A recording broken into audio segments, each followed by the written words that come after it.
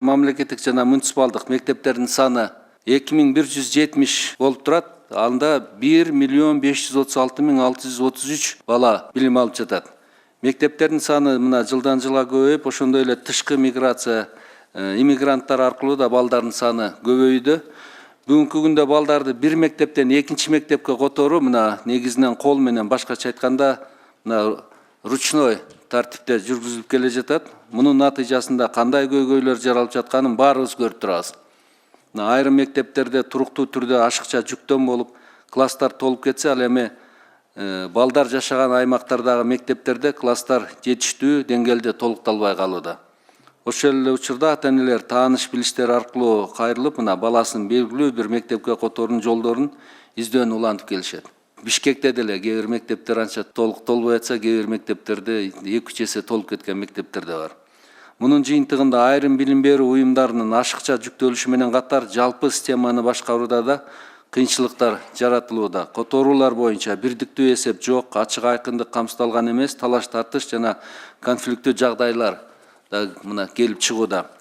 Ушуга байланыштуу окуучуларды бир мектептен экинчи мектепке которуунун электрондук механизмин киргизүү мүмкүнчүлүгүн кароону сунуштайм. Бул механизм бүгүнкү күндө ийгиликтүү иштеп жаткан биринчи класска электрондук каттоо системасына окшош болушу мүмкүн. Мына белгилүү болгондой, акыркы 2 жылдан бери балдарды биринчи класска кабыл алуу бул электрондук система аркылуу жүргүзүлүп келет. Бул убакыт аралыгында ата-энелер система менен иштөөгө көнүп калышты уже. Мектепке кабыл алуу тартиби кыйла, ачык жана түшүнүктүү болуп, талаштуу жагдайлардын саны кыйла азайды. Чынында эле электрондук каттоо аркылуу биз жалпы билим берүү системасындагы эң сезимтал процесстердин бири болгон мектепке кабыл алууну тартипке сала алдык. Мына ошол эле учурда биринчи класска кабыл алуу маселеси системалуу жолго коюлганына карабастан, окуучуларды бир мектептен экинчисине которуу маселеси бүгүнкү күнгө чейин кол менен жүргүзүлүп келет. Азыркы учурда Агартуу министрлиги билим берүү системасын санариптик трансформациялоого алып келүүдө.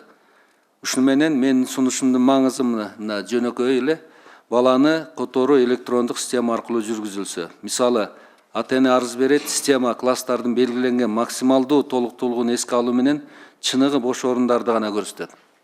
Эгер орун бар болсо, которуу автоматтык түрдө ишке ашат. Эгер орун жок болсо, система муну ачык жана так көрсөтөт.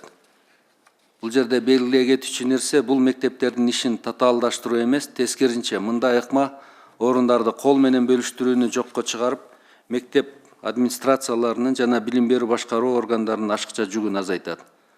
Белгилеп коеюн, белгилеп кетейин. Бул даяр чечим эмес. Талкуу үчүн сунуш, балким пилоттук негизде киргизүү болот. Мына Агартуу министрлигине белгиленген тартипте жалпы билим берүү уюмдарынын ортосунда окуучуларды которуу боюнча электрондук системаны иштеп чыгуу жана киргизүү тапшырылсын.